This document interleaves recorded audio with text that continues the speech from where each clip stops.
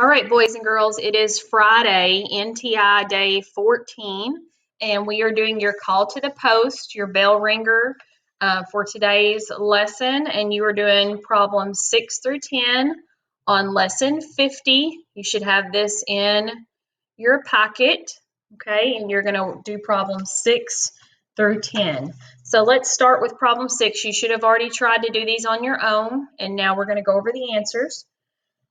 Find the prime factorization of 63. So we can start with the number 63 and look for any two numbers, any two factors of 63. So let's say 7 times 9. And once we get those factors to prime numbers, we're going to circle them. So 7 is prime.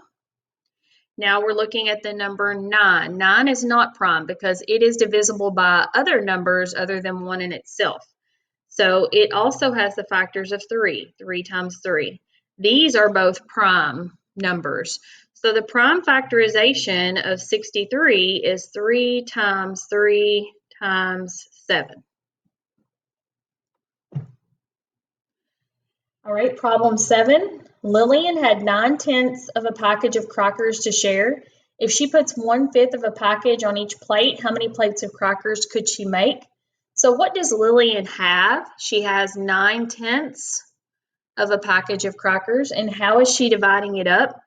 Into fifths for each plate. So we know with our trick with division is we have to find the reciprocal. We can skip, flip. So we're going to skip the first fraction, leave it alone. Flip or find the reciprocal of the second fraction. And then multiply, reduce. Now I can cross simplify here. 5 will go into itself once and 10 twice. So I end up with 9/2, which is an improper fraction. 9 divided by 2, 2 goes into 9 4 times with 1 left over, so 4.5 plates. 4.5 plates. Okay, number 8, we are looking at dot plot J. So I included the graphs in your packet. So we're looking at dot plot J, which is right here. And you are finding the range of the data. So remember, when you're finding the range of the data, you are looking at the maximum and you're subtracting the minimum data point. So the maximum data point is 12 and the minimum data point is 2.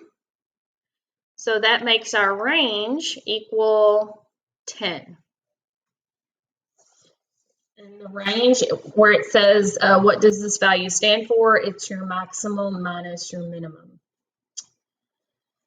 Okay, and then number 9, to evaluate an expression means to find its value. So basically, if you're told to evaluate the problem, you're just finding the value. You're solving it and finding the value. So we have 7 to the third. So if we're evaluating this, what is its value? It really means 7 times 7 times 7. 7 times 7 is 49 times 7. And then if you're not sure what 49 times 7 is, if you just go over to the side and multiply that out, because I don't know my 49s either, 7 times 9 is 63. 7 times 4 is 28. Plus 6 would be 34, so 343.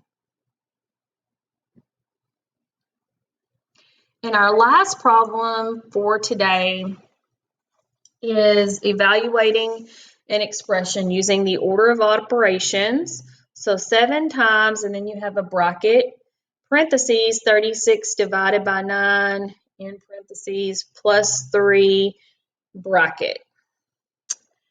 Okay, so within the brackets, we have to follow the order of operations. So remember, please excuse my dear Aunt Sally. We're going to start with parentheses inside of here. 36 divided by 9 is 4.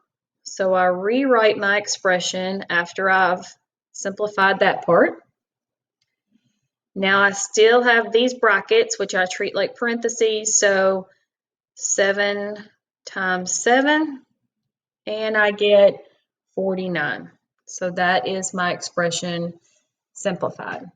All right, that's it for your bell ringer call to the post for today, for Friday. Next week is spring break, so you won't have any assignments next week. Make sure you get caught up on anything that you need to get caught up on during that week. See you guys.